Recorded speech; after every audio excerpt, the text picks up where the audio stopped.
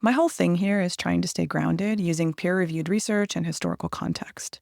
So consider this a personal rather than work-related PSA from the land of nerds like myself. Polarization is not inherently bad, but believing that polarization is bad actually is inherently bad. Let's get into it. Polarization, in and of itself, is a very human thing to do. It's part of group dynamics, creating a sense of us within a group. It says this is what we believe or this is what we value. By defining us, there is always a them, but again, that's not inherently bad. When does it get bad? Today, I'm pulling from some work in progress on that question. The first thing we need to understand, though, is that there are different types and levels of polarization. It's not a monolith. Looking at the levels, there's micropolarization between individuals, mesopolarization between groups, macropolarization across society, and mass polarization involving everybody. But maybe more importantly, we need to look at those types.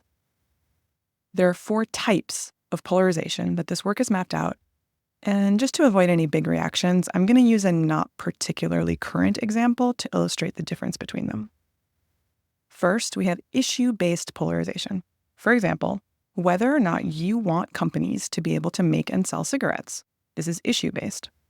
Then there's ideological polarization. For example, whether or not you believe that being able to buy cigarettes is a human right. It's no longer just about the issue, it's about ideology. Third is affective polarization. For example, believing that anyone who posts supportive comments about buying cigarettes on social media is part of your tribe, and anyone who doesn't is a bad person. This is no longer about issues or ideology, it's fully about identity and belonging. Finally, there's perceived polarization. For example, our perception of everyone else's view on buying cigarettes, i.e., what we believe to be true about the state of polarization. And this is where it gets very interesting. Because if there's one thing we all seem to be able to agree on right now, across all sides of all beliefs, it's that we think there is a lot of polarization in our society. Is that true? That the polarization is so universally bad? Is it, in fact, mass polarization involving everybody?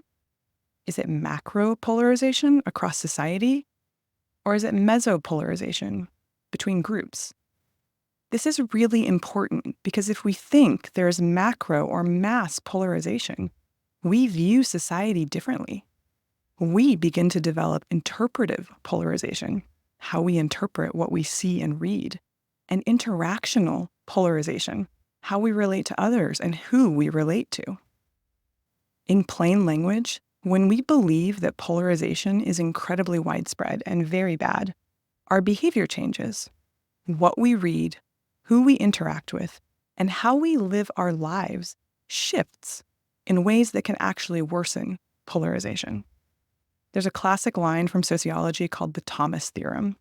It states, if men define situations as real, they are real in their consequences. That was coined in 1928, and in my opinion still feels incredibly fresh and relevant for today. So this is my call to action to you. Look, I get it, there's a lot to freak out about, but the next time you're really focused on the polarization, stop and consider what specifically you believe about polarization, because it's probably subtly shaping your actions in the world. Believing that polarization is bad, and not just bad, but all of society bad, is actually the problem. Thanks for listening.